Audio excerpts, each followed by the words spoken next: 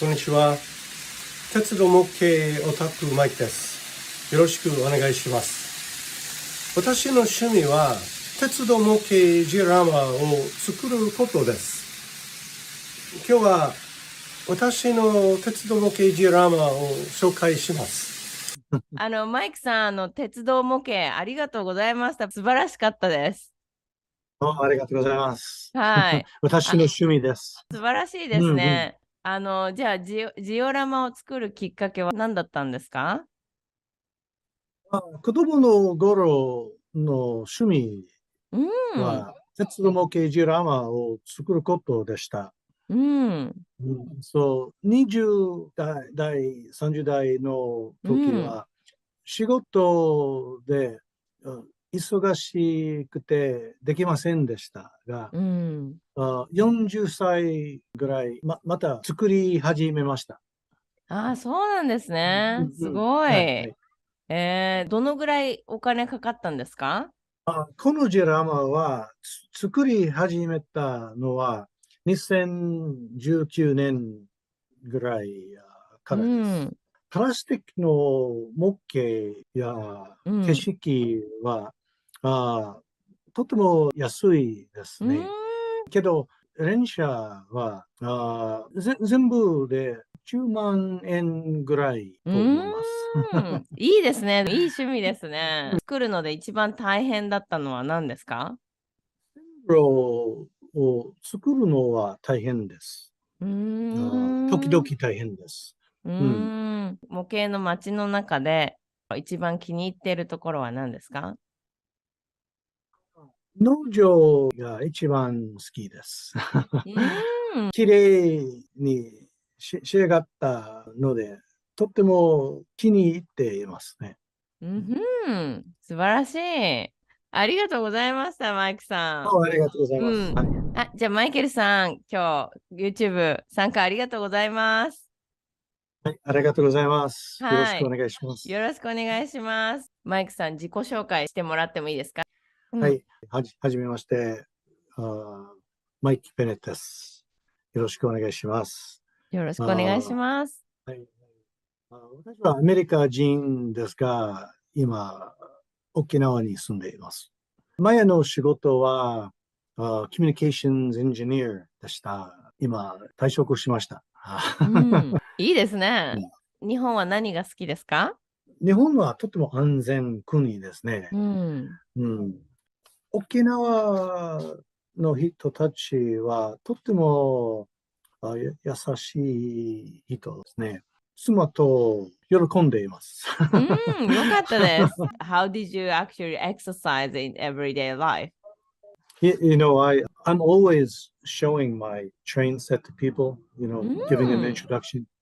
And I always try Japanese, but I always make a lot of mistakes. So this was a good opportunity for me to actually organize my thoughts う and then ん。translate it and then memorize it. So it's very useful. That's Yeah. amazing. So whenever Yeah. like your wife friends or somebody visit your home and definitely they're gonna ask you "Oh, what is this or how they made it, Oh yeah, right? yeah, yeah, sure. Yeah. Friends and family and yeah, neighbors. Yeah. So it's good to be able to explain in Japanese. Uh, uh, so now I have the ability to be able to actually teach people in Japanese what my hobby is. They like it, and sometimes they're very surprised, and they always have a lot of questions, which is nice. So now I'm Mm-hmm. happy because I can actually answer in Japanese, which is very good. Mm-hmm. Mm-hmm. Amazing. I have been in Japan altogether for about 30 years, only about 15 years this time. I was a communications engineer and I retired about 6 years ago. So now I have a lot of hobbies to keep me busy. One of my hobbies is building railroad models. And I started doing that as a kid. And then later in life, I became too busy with work. And then in my 40s, I started doing it again. And now I have grandchildren, so it's nice to be able to have a hobby that I can show my grandkids and share it with them. Mm-hmm. Uh, That's amazing. Yeah, so like how's actually the retirement life in Japan? because it's a lot of actually now American people want to move to Japan and also to have a more safety life and then also to retire in Japan, the retirement life in Japan. I think it's a lot of people are curious about what is actual retirement lifestyle in Japan. Can you explain as American? Yeah, I think, for me, it's been very good. I really like living in Okinawa. It's very safe.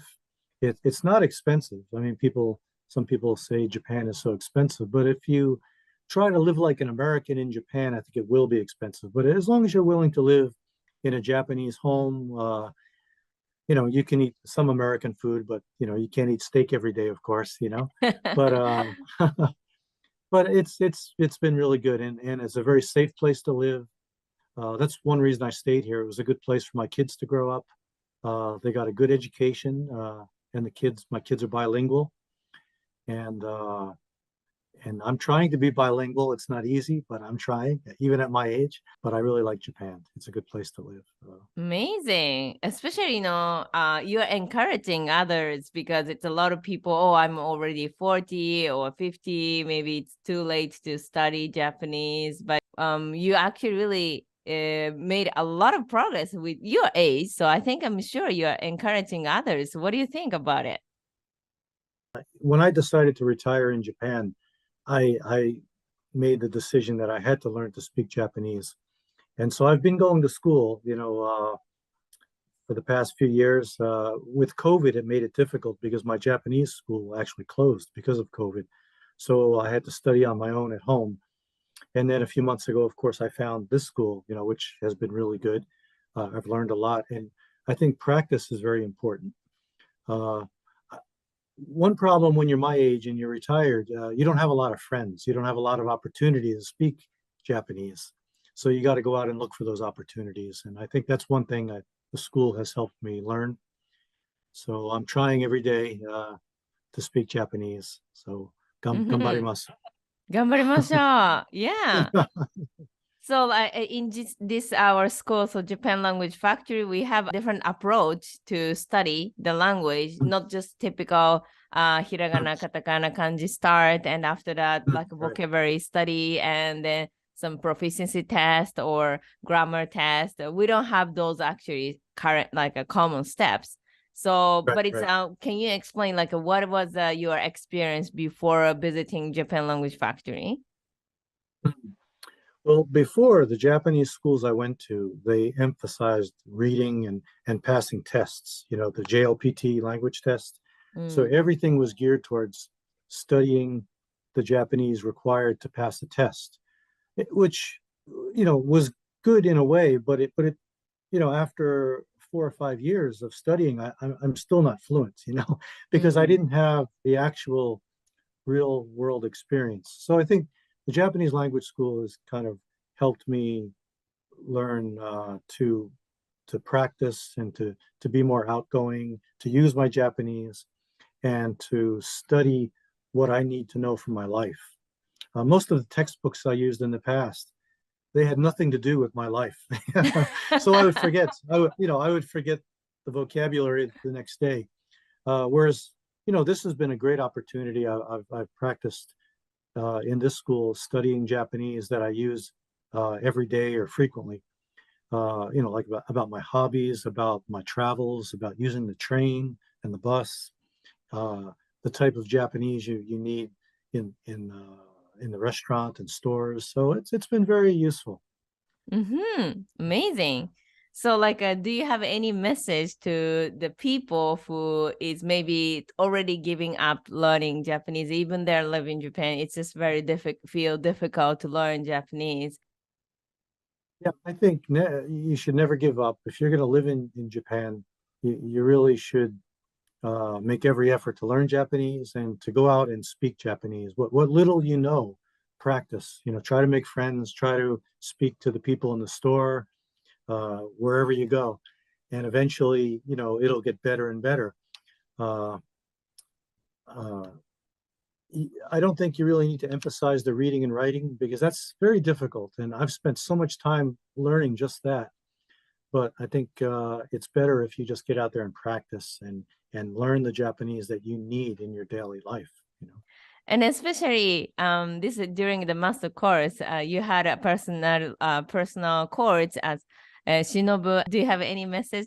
Oh, thank you very much. You were an excellent teacher. I really had a good time. You were so friendly and helpful, and you made the classes very useful. It was geared towards my life, what I need. So when I traveled to Tokyo, before I traveled, we talked about the Japanese that was needed to ride the train, to take the bus, in the hotel, and so it was very useful in many ways. So thank you very much. Thank you so much, Mike-san. So it's last question. The age is matter to learn Japanese or not? What do you think? I'm 65. I'll be 66 this year, and I'm still learning. Never give up. If you want to live in Japan, especially, I recommend it. It's definitely worthwhile because let's face it, you can't always have a translator with you every day.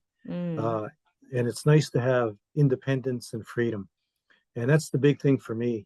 I want to be able to go to the store, go to the doctor, and be able to speak on my own, you know. And so this class has helped me a lot. Thank you so much. Are you expat live in Japan? You started living in Japan, you're super excited to communicate with locals. You can enjoy traveling, meeting people. And now you start using this textbook and you feel like, wow, that's so many. Elementary school textbook, another elementary school textbook, and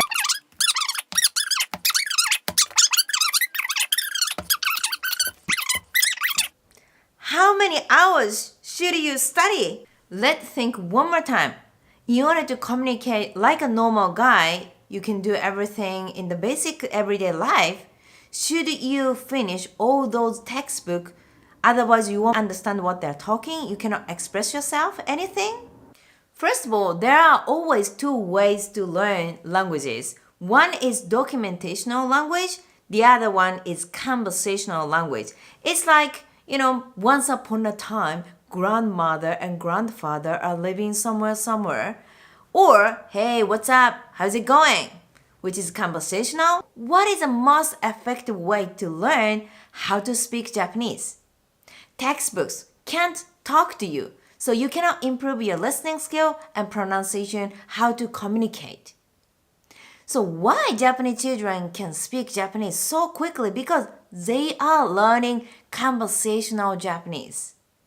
The good news is, in Japan Language Factory, we have a specific learning structure to improve your conversational Japanese. So you can join the conversation, you can understand what they're talking, you can respond quickly, and express what you are thinking. If you want to be able to speak Japanese as soon as possible, join our free consultation to figure out what is the fastest way to start speaking Japanese.